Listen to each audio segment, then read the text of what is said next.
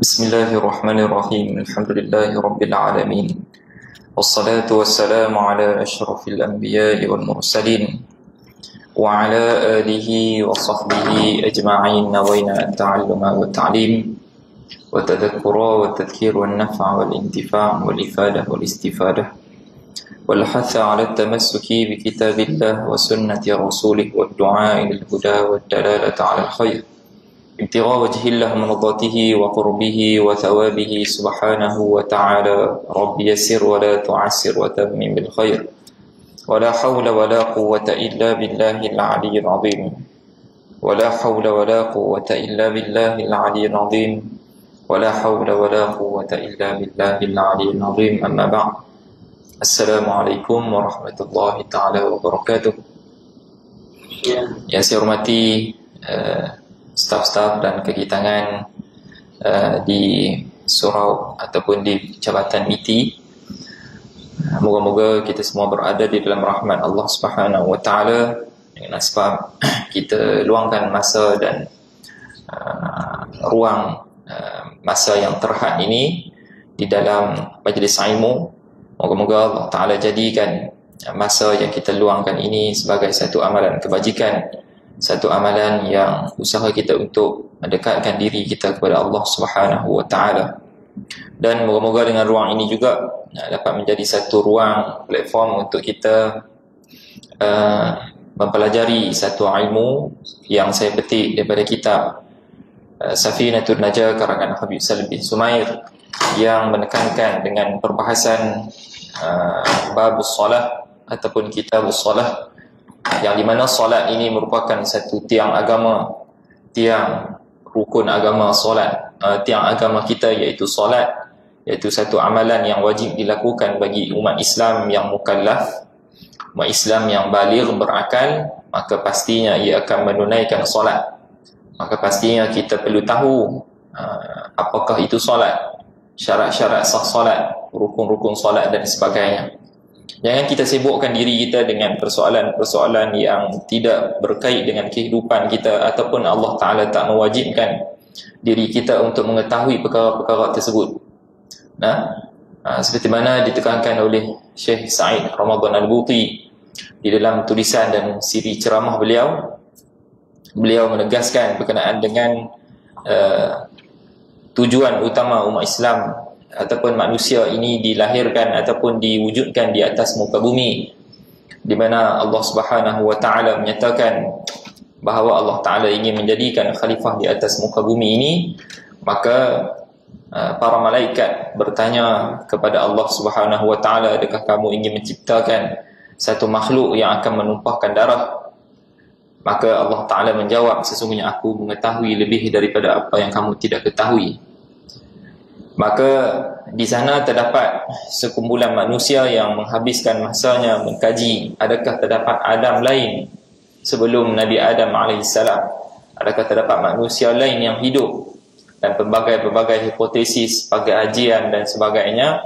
Maka beliau, iaitu Syekh Sa'id Ramadan Buti, mengatakan bahawa itu semua hanya menghabiskan masa kita, kerana Allah Ta'ala bila dia menceritakan isu-isu di dalam Al-Quranul Karim, dalam hadis baginda Nabi SAW, ia menekankan dengan poin utama untuk kita mengetahui, mengambil iktibar daripada Al-Quranul Karim dan hadis baginda Nabi SAW.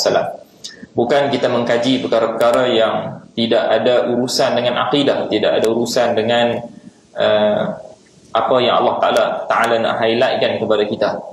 Tujuan utama Allah Ta'ala ceritakan tentang hukum hakam solat dan sebagainya dalam Al-Quran, dalam hadis. Maka itulah yang perlu kita mengambil iktibar daripadanya. Bukan kita menyibukkan diri kita sehingga kita mengabaikan pula kepada perkara yang lebih utama, iaitu berkenaan dengan cara ibadah kita kepada Allah Ta'ala dan sebagainya.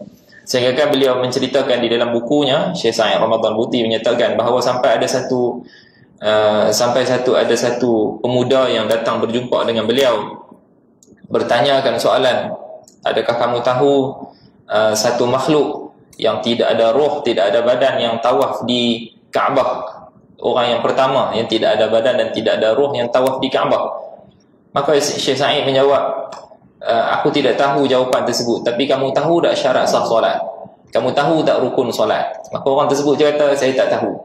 Maka Syekh Sa'id menyatakan, kamu telah menyibukkan diri kamu dengan perkara yang tidak wajib bagi kamu, tapi kamu mengabaikan perkara yang wajib kamu ketahui, kerana di sana bila di alam akhirat kita meninggal dunia, yang akan dipersoalkan adalah tentang solat kita, puasa kita, rukun Islam kita, rukun iman kita. Kita tak akan ditanya tentang siapakah Adam sebelum Adam, siapakah makhluk yang hidup sebelum Nabi Adam AS. Akan ada keluar buku-buku yang baru-baru ni diharamkan oleh JAKIM berkenaan dengan makhluk, ataupun dia kata tajuk tu saya tak ingat, manusia sebelum Adam, makhluk sebelum Adam. Benda-benda ini semua hanya menimbulkan perdebatan yang tidak akan ada kesudahan, kerana ia tidak ada sandaran ilmu yang sahih, tidak ada sandaran ilmu yang kukuh untuk membahaskan perkara tersebut. Dan benda tu sedang dibahaskan hatta di Facebook. Orang-orang Melayu kita pun ada duk kaji perkara-perkara tersebut. Maka pandangan ulama besar ini, iaitu yang mempunyai pandangan yang jauh, hatta para ulama tafsir yang ada ratusan ribuan yang menafsirkan Al-Quranul Karim, sehingga apabila membicarakan ayat-ayat berkenaan dengan persoalan malaikat, berkenaan dengan makhluk yang menumpahkan darah sebelum itu, tidak ada ulama tafsir yang membahaskan secara lebih lanjut. Bahkan Syekh Sa'id menyatakan bahawa Allah Ta'ala menerangkan hati-hati para ulama mufassirin ini supaya tidak memanjangkan isu-isu tersebut, kerana bukan itu yang Allah Ta'ala nak kita ambil i'tibar, tetapi yang lebih penting yang disampaikan, poin-poin utama itulah yang perlu kita perhatikan berkenaan dengan kerohanian, berkenaan dengan bagaimana kita mengambil manfaat daripada alam ini untuk mengenal Allah Subhanahu wa Ta'ala. Jadi kita membicarakan berkenaan dengan rukun solat dan sebagainya ni bukanlah benda yang simple, bukan benda yang mungkin kata benda yang mudah untuk diambil mudah ataupun dipandang mudah. Tapi perkara inilah yang akan menentukan tentang berjayanya kita dunia dan akhirat, iaitu dengan melakukan ibadah kita kepada Allah Subhanahu wa Ta'ala dengan cara yang Allah Ta'ala kehendakkan, bukan dengan cara yang kita faham, tetapi dengan cara yang Allah Ta'ala nak. Dan kita rungkaikan ataupun kita sambung daripada perbahasan kitab Safinatun Najah berkenaan dengan bab Kitabus Salah, dan kita sudah bahaskan syurutus sujud sab'atun. Kita dah bahas pada pertemuan yang lalu, iaitu berkenaan dengan syarat sujud. Itu terdapat 7 perkara, iaitu kita sujud bila kita melaksanakan sujud di dalam solat, iaitu mestilah digunakan ataupun menggunakan 7 anggota. 7 anggota yang menjadikan rukun sujud itu sendiri.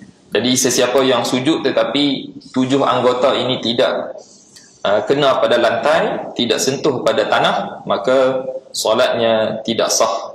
Sujudnya tidak sah, maka menyebabkan solatnya tidak sah. Jadi kita masuk poin yang dimaksudkan. Dan bila syarat yang kedua adalah jabhatuhu maksyufah, iaitu dahinya terdedah, wa tahamul bi ra'si, ditekankan kepalanya sehingga sekira-kira kalau letak kapas tu akan terpenyek. Wa adamul huwi li ghairi, iaitu apabila turun sujud, bukanlah turun ke arah sujud itu bukan dengan sebab yang lain, bukan turun ke arah sujud disebabkan terantuk kan, ataupun ada sesuatu benda yang datang ke kepala kita turun sujud. Betul, alang-alang dah sujud terus, tak boleh.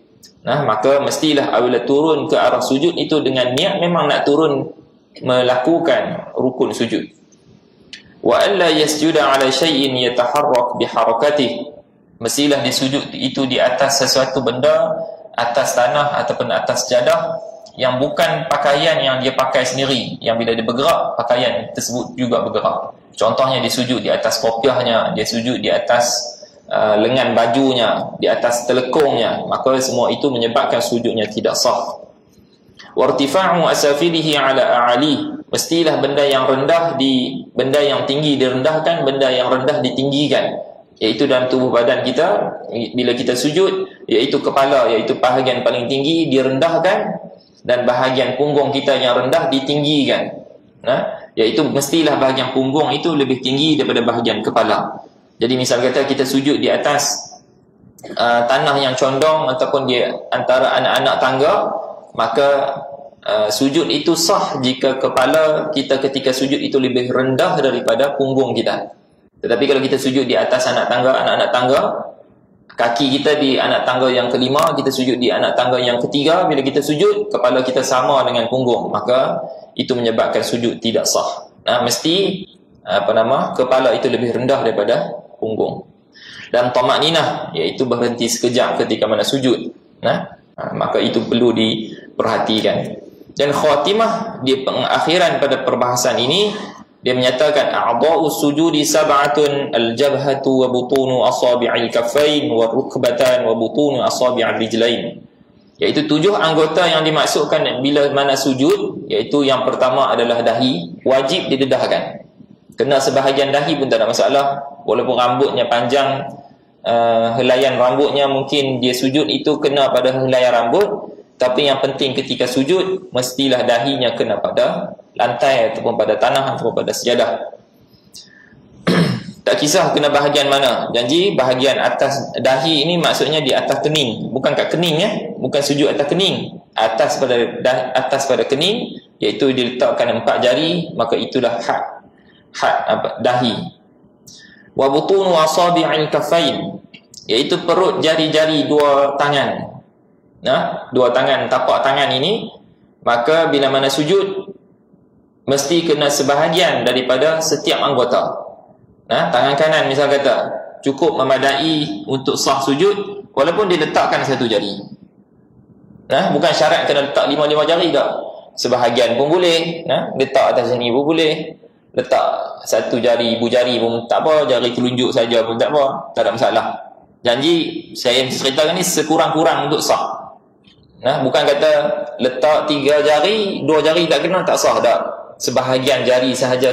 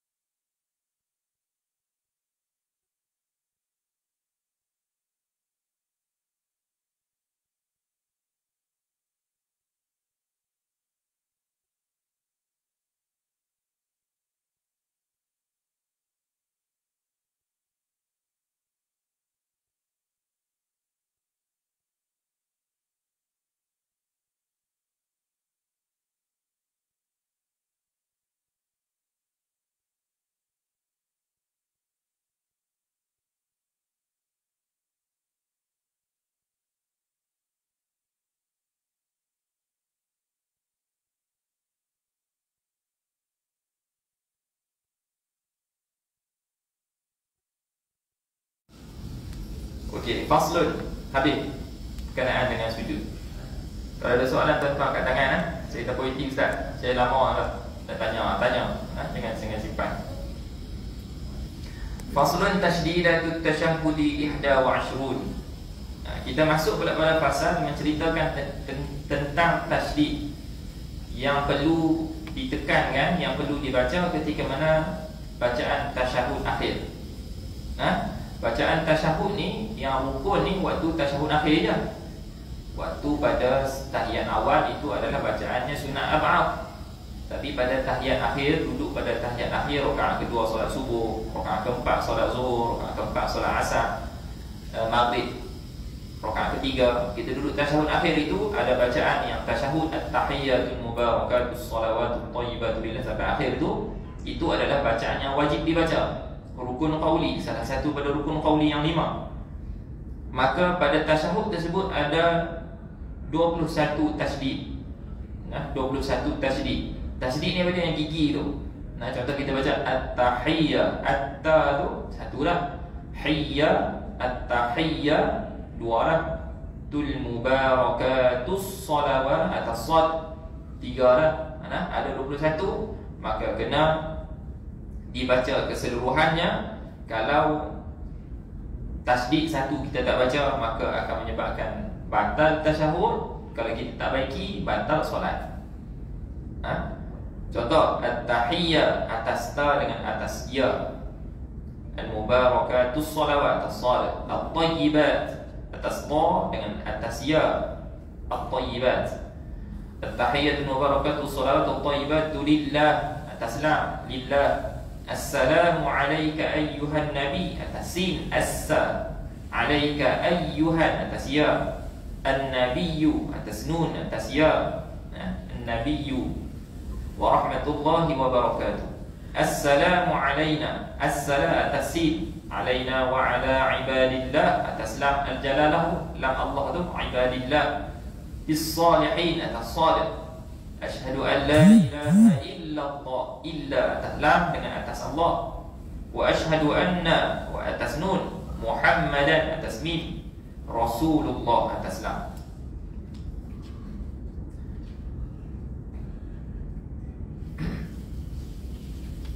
Atas mim dan atas lam. Maka cukup 21. Jadi kita kena perhati bacaan tasyahud kita supaya cukup tasydidnya. Sebab tu saya selalu pesan pada jemaah, kalau kita ada ustaz kat rumah kita dan sebagainya, kita semak bacaan Al-Fatihah kita semak bacaan tahiyat akhir kita.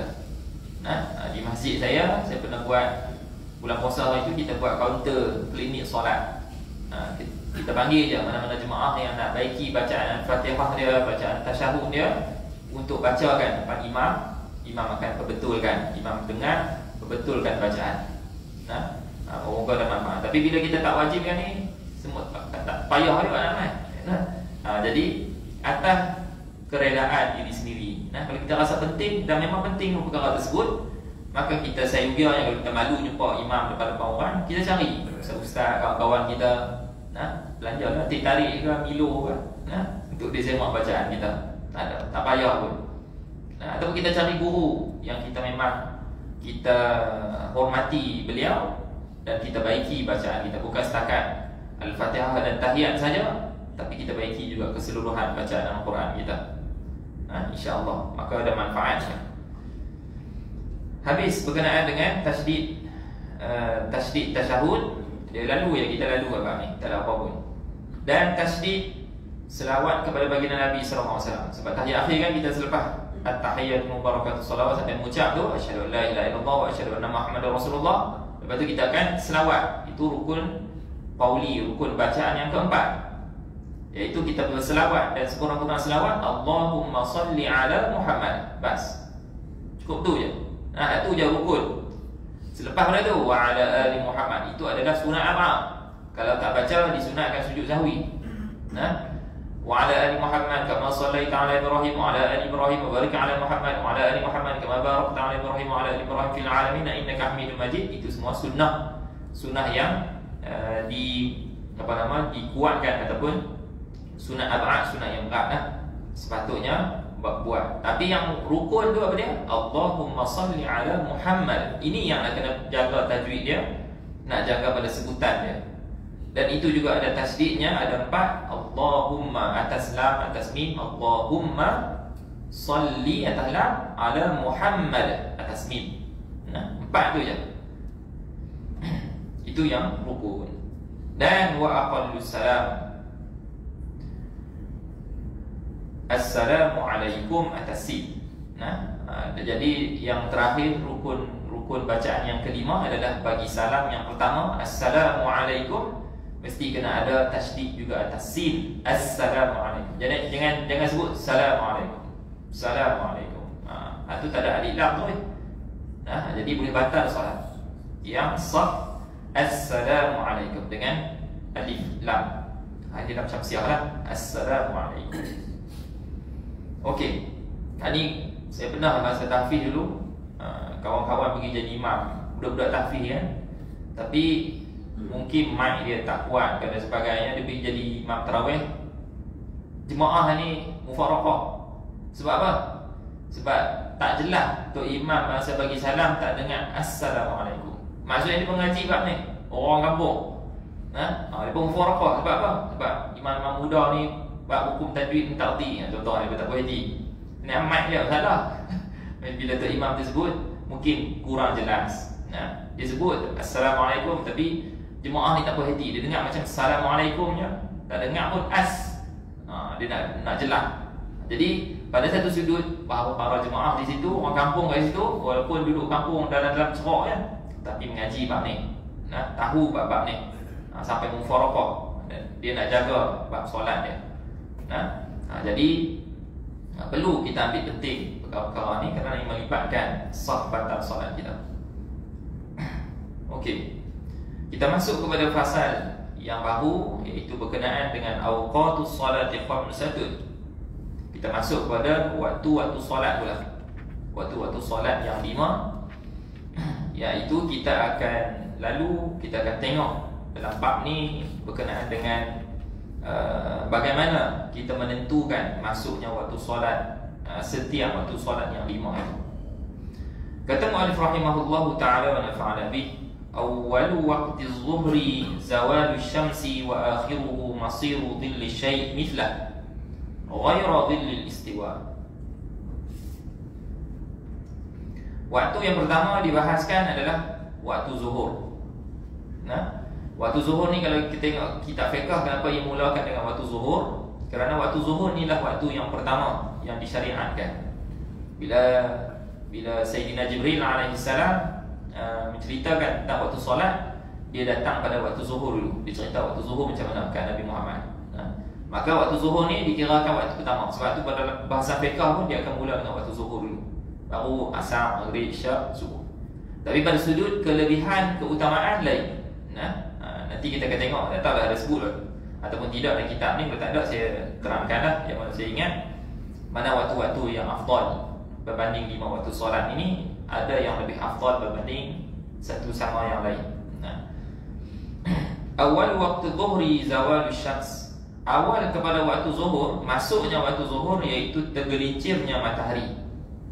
Tergelincirnya matahari daripada waktu istiwa, iaitu bila mana matahari berada di atas satu-satu objek. Contohnya bayang-bayang sebelum ni duduk belah ni, bila dia nak tergelincir ke arah barat, kita tenggelam ke barat Jadi bila nak tergelincir ke arah barat, sebelum tu tak ada bayang-bayang, maka itu dinamakan waktu istiwa. Tapi ada juga setengah-setengah negara waktu istiwanya tu ada bayang. Saya tak pasti Malaysia macam mana, tapi kadang-kadang waktu istiwa itu pun ada bayang. Mungkin ada bayang 1 inci atau 2 inci, maka itu dinamakan waktu istiwa. Maka bayang-bayang itu dinamakan bayang istiwa. Maka waktu zuhur apabila dia terlajak sikit lebih pada tu. Jadi misal kata kita bincang senang satu objek tersebut, kalau kita letak di bawah pancaran matahari, maka bila tidak ada bayang, maka itulah dinamakan waktu haram untuk kita lakukan solat.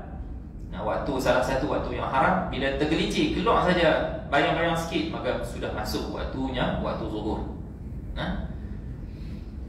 Dan pengakhiran bagi waktu zuhur itu adalah apabila bayang-bayang bagi satu objek itu sama panjang dengan objek tersebut. Bayang-bayang bagi satu objek tersebut sama panjang dengan objek tersebut. Contoh, objek tersebut panjangnya 1 meter, maka bayang-bayang pun 1 meter juga. Maka itulah waktu pengakhiran bagi waktu zuhur tersebut. Nah, minta maaf. Dan bagi setiap waktu solat itu, dia ada dipecahkan kepada beberapa waktu yang berbeza fadilatnya bila kita sembahyang. Contoh waktu zuhur tu, contohnya kita kata masuk pukul 1.20, habisnya pukul 4.20 kita kata. Maka dalam sepanjang berapa jam tu? 3 jam. Dalam sepanjang 3 jam ataupun 4 jam tadi ni, maka ada waktu fadilat, ada waktu makruh, ada waktu harus, ada waktu haram, dan ada waktu jawaz. Okey, kita cerita satu persatu. Yang pertama adalah waktu fadilat. Bila masuk waktu zuhur tu, dia ada satu tempoh waktu fadilat. Apakah waktu fadilat? Waktu yang kalau kita anggarkan tempoh tersebut, maka cukup untuk kita berwudu, tutup aurat, dan kita laksanakan solat sunat qabliyah, dan kita laksanakan solat zuhur itu sampai habis. Jadi misal kata orang yang normal mengambil tempoh 15 minit. Saya tak tahu lah, saya tak pernah kira tempoh tu. Sebab ulama hanya meletakkan satu garis masa, sesuatu tempoh yang seseorang tersebut berwudu, menutup aurat, dan melakukan solat sunat qabliyah, kemudian melakukan solat fardu zuhur itu sendiri. Maksudnya dia terus sibuk, dia tak buat benda lain dah, tak sembang pun dah. Jadi misal katalah mengambil masa 15 minit, maka itulah had masa bagi waktu fadilat. Maksudnya siapa-siapa yang solat dalam waktu tersebut, maka dia mendapat pahala yang lebih berbanding dia semayang dalam waktu zuhur juga, tapi pukul 3, pukul 4. Maka itulah yang dinamakan, bila ditanya apakah yang terbaik di dalam Islam, maka Rasulullah menjawab, as-salatu ala waqtiha, solat pada awal waktunya. Yang ulama tafsirkan solat pada waktunya itu adalah solat fi awalil waqt, pada awal waktu itu dinamakan tempoh itu. Bukan awal yang kita rasa lumayan itu okey awal, tak, bukan awal pada sudut kita punya fikiran. Tapi waktu yang dimasukkan, waktu fadilat, adalah waktu yang apabila masuk saja waktu solat, maka kita bersibuk-sibuk dengan perkara yang untuk persiapan solat, dan kita solat pada waktu tersebut, maka 15 minit tersebutlah, bisa kata 15 minit, maka itu waktu fadilat. Waktu jawaz pula. Waktu jawaz ni adalah waktu harus, ila ma yas'u kullaha wa yuqalu laha waqtul ikhtiyar. Waktu jawaz ni waktu harus. Dia waktu bila? Dia juga boleh dikatakan masuk pada awal waktu solat, cuma dia panjang lagi, iaitu sampailah waktu ila ma yas'u kullaha, iaitu kalau kita tarik sampai pukul 4 subuh, maka itu dinamakan waktu harus ataupun waktu pilihan. Maksudnya kalau kita semayang pukul 4, berdosa tak berdosa? 4-10 minit berdosa tak berdosa? Sebab apa? Sebab kita boleh habiskan solat itu dalam waktunya, maka itu dinamakan waktu harus ataupun waktu pilihan.